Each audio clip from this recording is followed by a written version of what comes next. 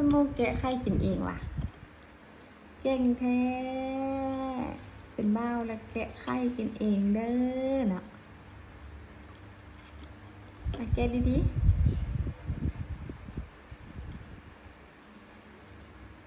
แกะเอาให้หมดกันเด้อเปลือกแข็งๆกันเด้อ